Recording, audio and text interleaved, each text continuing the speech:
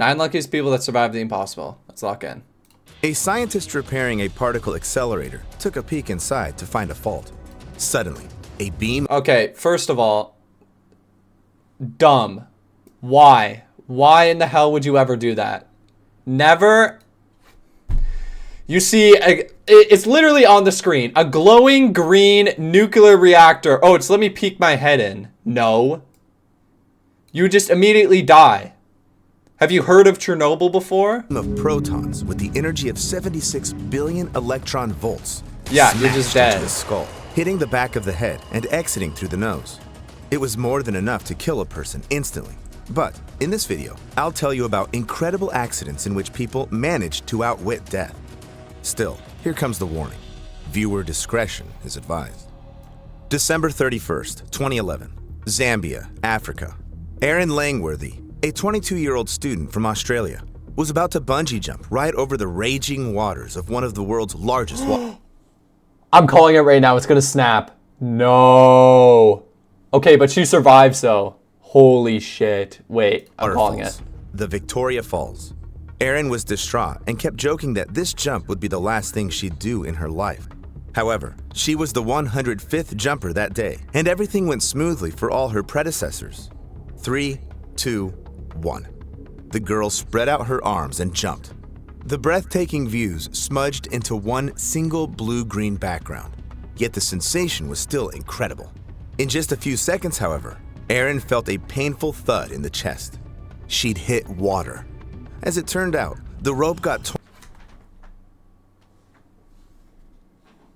How? How? I don't think you guys understand. Okay, so say you're skydiving out of a plane and you go and then you see a bunch of land with trees and like your parachute like isn't working and you see water. You should go for the trees because if you hit water, it's like concrete. You just fucking just die. I think it's because of the surface tension or something, but it's actually like it's crazy. Torn, and the girl fell from a height of 40 meters. She miraculously avoided breaking her neck and remained conscious, yet falling from a height was far from the scariest thing awaiting the girl. Any moment now, she could be attacked by crocodiles that infested the local waters. But okay, really? Of course it's crocodile infested. Add that in too. The girl was being carried away by the current, and her movements were restricted by the ropes around her legs. With some effort, Erin managed to free herself and used all of her remaining energy to reach the shore. Langworthy spent a week at the hospital, treating her cuts, bruises. This is just like bad thing after bad thing after bad thing. I know, I'm pausing too much. I'm sorry, chat. Okay. Limbs and broken collarbone. Her most serious injury, though, was damage to both lungs. Now, Erin jokes about her horrible accident and even ponders jumping once again. Yet she's indignant when she recalls being asked to sign a form stating she was jumping at her own risk. So it can be said that Erin survived exclusively due to her own effort. Just like Mauro Prosperi. In 1994, he took the risk of participating in the Marathon des Sables.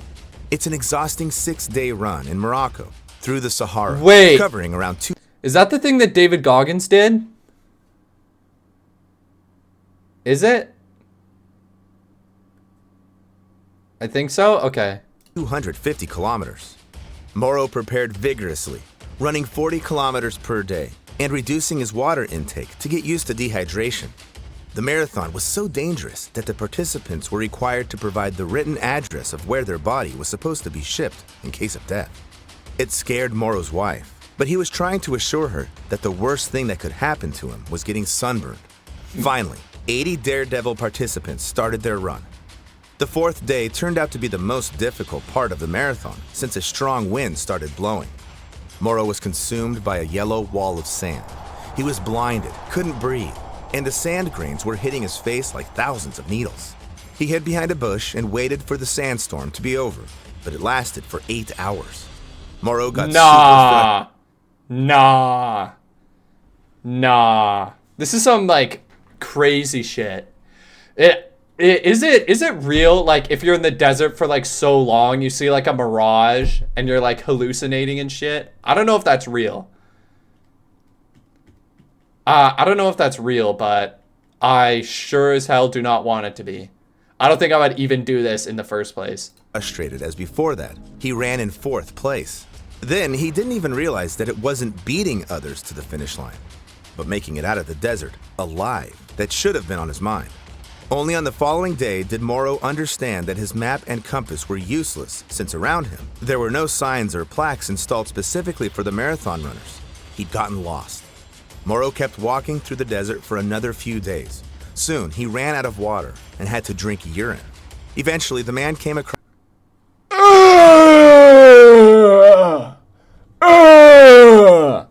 Nah. That's actually so gross. I don't know if I could do that. You know what? Actually, I'm lying. I think if I was in a life-threatening scenario like that, I think I would have to do it. I think I would have to do it. I think I would have to drink my own urine. It would be so like, ugh. Across a Muslim tomb with someone's dead body in it. He hid from the blazing sun in the building, but continued to be plagued by thirst.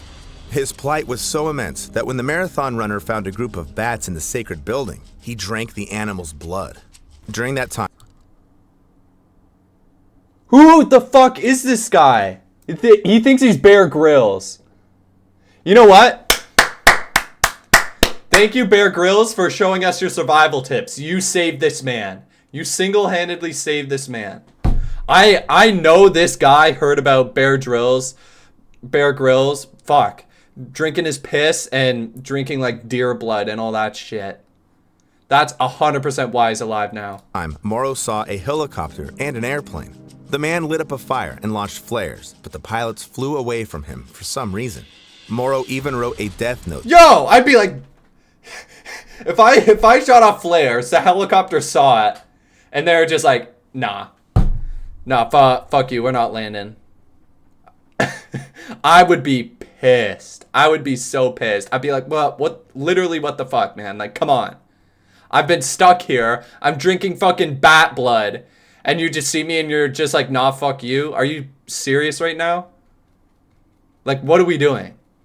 To his wife and tried to kill himself, but miraculously survived. The man took this as a sign that it wasn't time for him to die yet, so he got a grip on himself and simply started walking toward clouds on the horizon. Following this course, the man stumbled onto an oasis where he saw footprints, and soon he reached some human settlement. The local women fed the poor guy and called the police.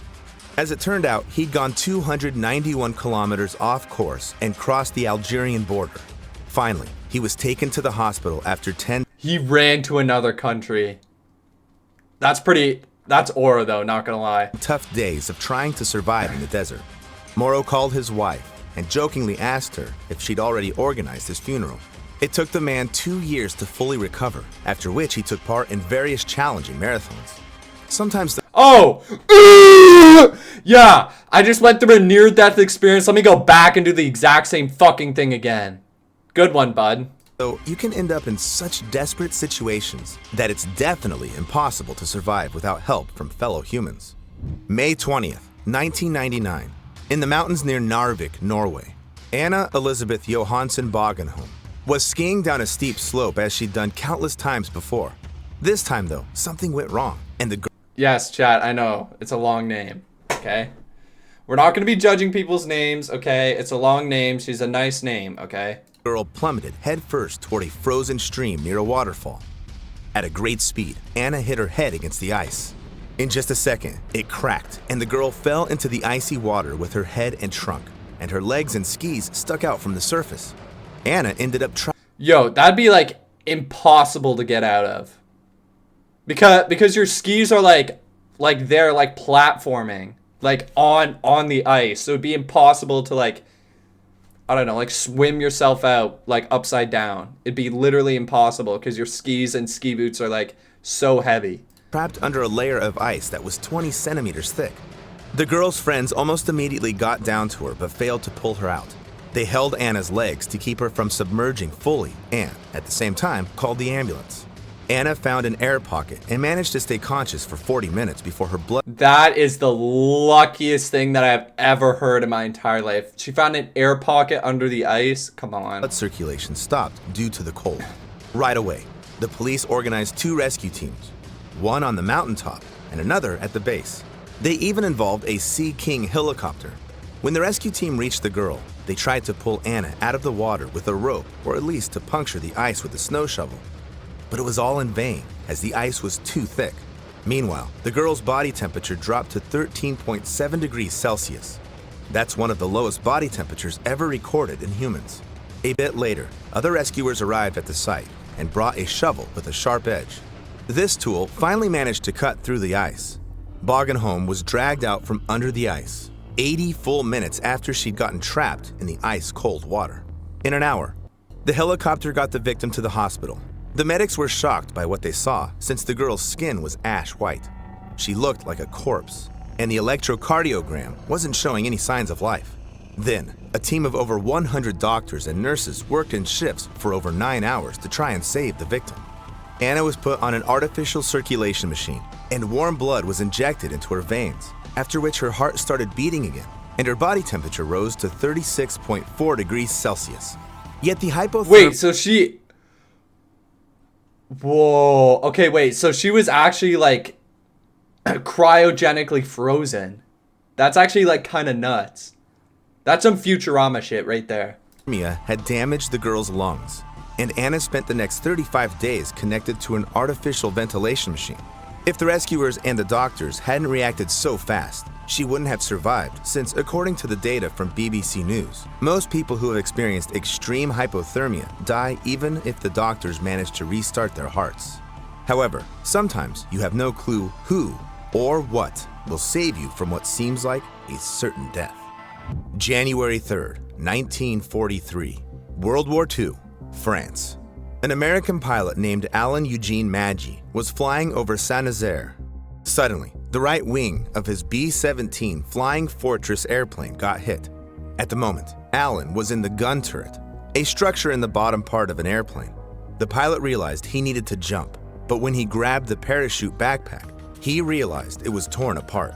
It seemed like the end. The pilot started climbing from the gun turret to the radio room, but went unconscious due to the lack of oxygen caused by a high altitude and fell out of the plane. He fell for almost 7,000 meters. Nah, okay, chat. If this was me, I'd just go, I'm dead.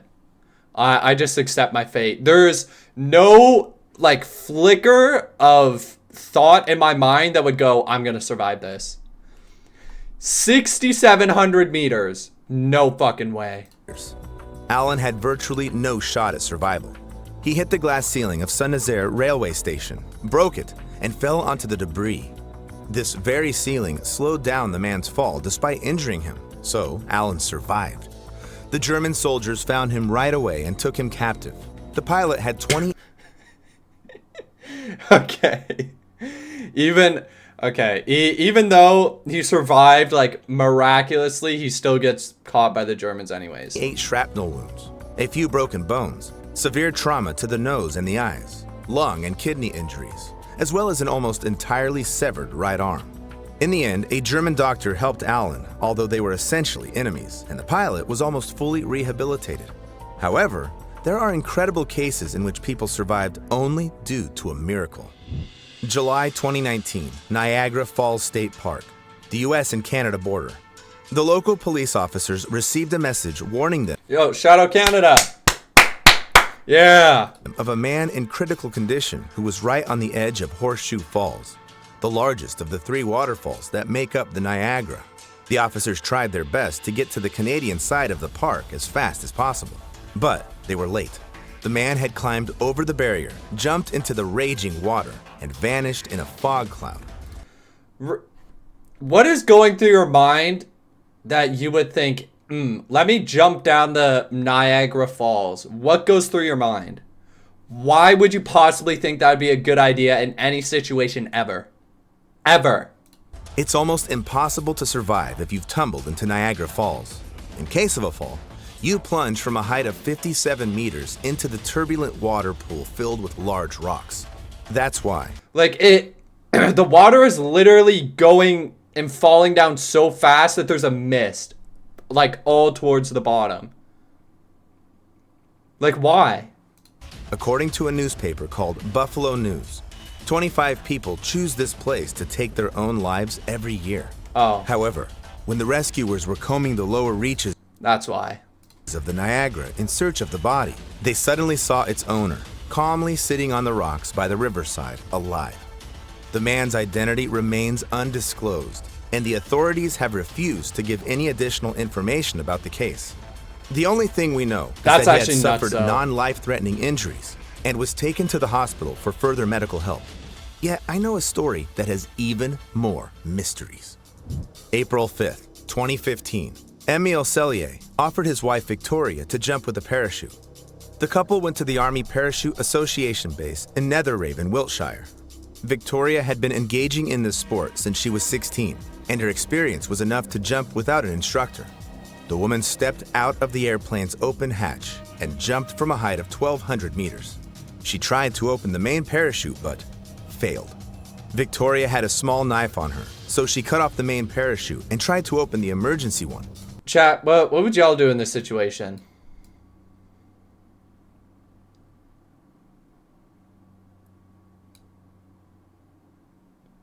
Water bucket? Okay. Come on, man. This didn't work either. The people watching this horror from the ground said that Victoria was being tossed around like a rag doll. She was plummeting with an ever-increasing speed, moving at 97 kilometers per hour. As soon as the woman hit the ground, it became clear she couldn't have survived. When Victoria was found, she had a broken pelvis, a few fractured vertebrae, and rib. Okay, imagine this.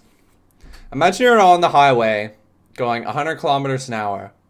Now, take away the car. It's just you and your body. Now imagine that plummeting straight down into solid ground.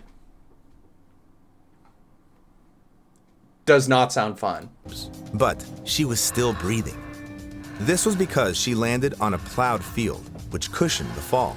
When Victoria came round, Emile was next to her. She told her husband she loved him, but for some reason, he said nothing in return. The police assessed the parachute and noticed someone had tangled the main ropes and removed 2 out of 4 slinks. The structures. Nah. No way. The husband was trying to kill the wife. No. That keep the ropes on the dome. As it turned out, Emile had accrued debt due to his passion for an affluent lifestyle and other women.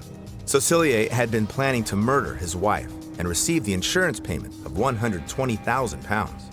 Emile Fucking was sentenced dickhead. to 18 years behind bars. Dickhead. Victoria, on the other hand, survived despite her many injuries and wrote a book about her bitter experience, which she called I Survived. All the cases I've covered above That's actually crazy. No way. That's actually aura though. look like miracles, but the last few stories I've saved for you involve incredibly improbable narrow escapes. July 28, 1945, a few months before the end of World War II, New York. Lieutenant Colonel William Franklin Smith Jr. was transferring Army officers from Massachusetts to Newark Airport in New Jersey. However, after reaching New York, he made a fateful mistake. The city was shrouded in a thick fog, and instead of turning left after Chrysler Building, Smith accidentally turned right. As a result, the plane ended up over Manhattan. Due to the many skyscrapers, airplanes were only allowed to fly here at an altitude no less than 609 meters. But Smith's airplane was only at 278. This caused the plane to hit the Empire State Building between the 78th and 80th floors. The vehicle's wings fell off immediately, and the fuel tank exploded, causing a fire in the building. Lieutenant Colonel Smith and his 2 crew members died, along with 11 civilians who were inside the skyscraper. You're asking, where's the incredible survival story? The thing is, when the airplane crashed into the Empire State Building, 20-year-old Betty Lou Oliver was in the elevator. The force of the impact threw her out of the cabin. The ambulance workers found the girl with severe burns and put her in another elevator to get her to the first floor. Yet the plane crash damaged the elevator's cables. So when Betty was passing the 75th floor, they gave out and snapped. The elevator rushed down at a crazy speed. The cabin hit the concrete shaft floor and crushed it like an eggshell. All 6 cables attached to the cabin and the automatic braking cable were torn. This means that the cabin fell with no braking system whatsoever. The rescuers immediately rushed to get the girl from under the debris, but there was almost no hope of her surviving. However, when they retrieved Betty's body, to their surprise, it still had a pulse. Betty's life was likely saved because the elevator cabin slowed down due to air pressure in the relatively hermetically sealed shaft. Okay, I will say there are some moments where I'm scared to get in elevators, and that's when I have my phone out. And that's when I have my phone out and I'm looking at the crack between that goes down like all the floors and the elevator itself. And that's when I'm like holding my phone in my hand like tighter than anything in my entire life. Because I know if I like somehow drop my phone, I'm going to be so unlucky enough that it falls down the slit and then my phone's just gone. I know that happened to someone, so that's why I'm like not risking it right now. In addition, the severed cables fell on or ever to the shaft floor before the cabin and lay there like a spiral. This also softened the fall. The girl stayed in the hospital for 4 months and was unable to go anywhere without her wheelchair. But her survival is a veritable miracle. Yet the most incredible... Wait, chat. I'll actually tell you a story. So this was a story. This is when I worked at the convenience store. There was an Uber driver. He came in, and then he came in with his phone. I already had the order ready. And he comes in. He's like, all right, order number is like blah, blah, blah. So I'm like, all right, here you go. And then he takes it and goes out of the store and then puts the bag in his car. And then he comes back in for some reason. And I'm like, okay. I'm just there at the cash, like doing whatever. And then he comes back in and he's like, can I borrow your phone? I need to like cancel the order. I dropped my phone down the sewer grate.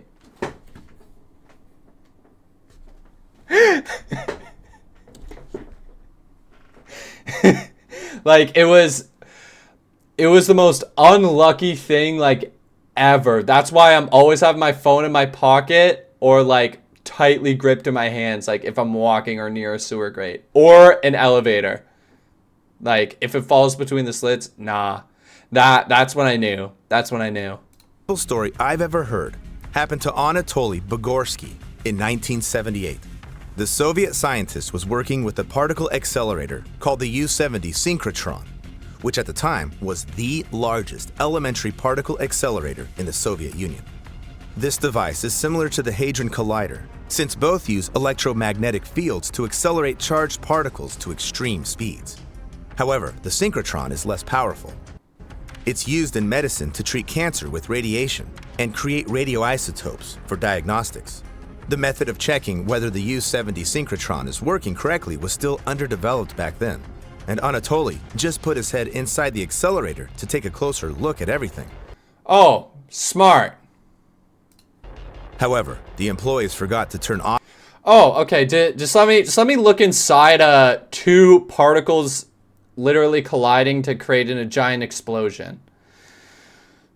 Yeah, let me stick my head inside of the particle accelerator. That's a really smart thing to do. Good call. Off the device. So when the scientist got inside, he suddenly saw a blinding light that was brighter than 1,000 suns. 76 billion electron volts zapped through Bugorsky's skull. Just to compare, in standard cancer proton radiation therapy, we use no more than 250 million electron volts, radiating at a speed 300 times lower than what Bugorsky got. Despite all this, he survived and didn't even feel any pain. However, he didn't say anything to anyone. Anxious, he went home and started awaiting radiation sickness symptoms. At night, the left side of his face started swelling, and by the morning, he dared to finally engage medical professionals. They told the patient he didn't have a long time left since his radiation trauma was too serious. A beam of approximately 300,000 rad had pierced his head. For the average person, a dose of 400 rad is already sufficient to be fatal. But time kept passing, and the man stayed alive. Bugorsky lost his hearing in one ear and suffered from epilepsy, but kept living. It's because he, unlike victims of Chernobyl and Hiroshima, where people received high-energy gamma radiation with their entire bodies, Vygorsky got the dose in one spot, and with minimal dispersal. Today, Anatoly is 82 years old, still alive, and still He's still alive? doing science. Bro. Such cases happen once in a million. It's truly a miracle. On October 3rd, 2021, Ruth Hamilton from a town called Golden in Canada was woken up by her dog barking. The woman bolted out of her bed and went to see what happened. Suddenly, something broke the ceiling in her bedroom. Ruth returned to the room and saw that on her bed, there was a meteorite. If the What? What? No way. What? Oh my god. Nah. Wait, okay, if she was like lying down, like that thing would be red hot. You know how meteors get in like the atmosphere? They go like red hot. And then that just go down, like melt through or just smash through the roof, and then just crush her face in and just melt it. That's actually nuts. woken her up, the space rock would have killed Ruth. Comment with stories of when you ended up a step away. Yo, W dog. W dog though. That's why dogs are better than cats. That was a W video though. That was a W video.